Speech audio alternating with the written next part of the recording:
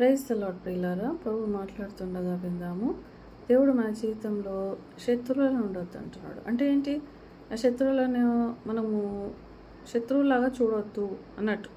So ఇప్పుడు మన జీవితంలో మనల్ని చూసి ఓర్వలేని వారు చాలా మటుకు మన ఫ్యామిలీస్లోనే ఉంటారు. మన అన్నకు కానీ తమ్ముని కానీ మన మీద ఓర్వలేనితనం ఉండొచ్చు. లేకపోతే పాస్టర్కి నీలో ఉన్న మంచి వరాలు చూసి పాస్టర్ కుళ్ళుకుంటుండొచ్చు. అబ్బా నేను పాస్టర్ ఏంటో నాకు ఏ పరిశుద్ధాత్మ లేదు, వీళ్ళలో ఉంది. సో ఇలా వాళ్ళు మనకు శత్రువులుగా మారొచ్చు. ఎందుకంటే దేవుడు మనల్ని బ్లెస్ చేస్తూ పోయే కొద్దీ మనకు శత్రువులు ఎక్కువ అవుతుంటారు. ఎందుకంటే వాళ్ళు ఆశించింది ఏదో అది మనలో కనబడుతుంది. అరే నేను ఇన్ని రోజులు ప్రార్థన చేసినా నాకు పరిశుద్ధాత్మ లేదు, ఈమె మొన్న రక్షణ పొందింది, అప్పుడే పరిశుద్ధాత్మ వచ్చింది. నేను ఇన్నేళ్ళు ప్రార్థన పాస్టర్గా పనిచేస్తే నాలో పరిశుద్ధాత్మ లేదు, నిన్న మొన్న వచ్చిన ఈయనకు పరిశుద్ధాత్మ వచ్చింది అంటే నిజమే, ఎవరికైనా బాధ అవుతుంది కదా.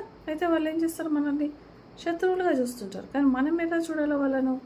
లేదు, మనం వాళ్ళను మిత్రులుగానే చూడాలి. కానీ వాళ్ళలో ఉన్న దురాత్మలను మన మీద అటాక్ చేయకుండా దేవుని కాపాడమంటూ మనము వాళ్ళని ఎలా దేవుణ్ణి అడగాలి.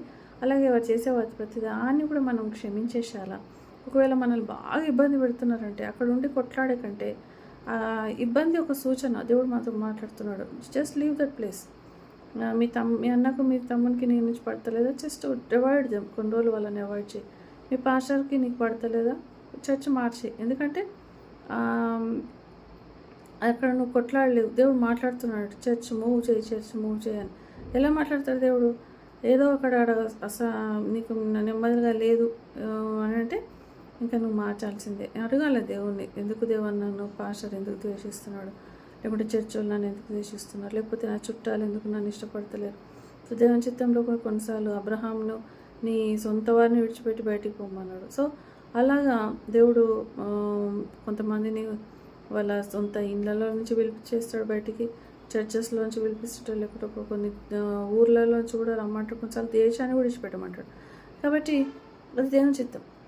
సో దేవుడు ఒకవేళ నీకు అలా మాట్లాడుతున్నాడు అంటే నువ్వు క్వశ్చన్ వేసుకోవాలి, ఎందుకు చర్చిలో నాకు ఆయాసం ఉంది, ఎందుకు నా చుట్టాలు నన్ను ద్వేషిస్తున్నారు, ఎందుకు ఈ దేశంలో నాకు ఇట్లా ఇబ్బంది అవుతుంది, సో నేను ఎక్కడికి వెళ్ళాలి, నీ దేవుడు నన్ను నడిపించు అని మనం ఎప్పుడైతే ప్రార్థన చేస్తామో మనల్ని బాధ పెట్టే వాళ్ళ దగ్గర నుంచి మనల్ని దేవుడు విడిపిస్తాడు. మనం వాళ్ళని క్షమించేసేలా, వాళ్ళు కాదు అసలు ఇంపార్టెంట్, దేవుడే వాళ్ళ ద్వారా మాట్లాడుతున్నాడు. కాబట్టి వాళ్ళకి థ్యాంక్స్ చెప్పి మనం మూటములే చదువుకొని బయటకు వచ్చేస్తే దేవుని చిత్తంలో ఉంటాము.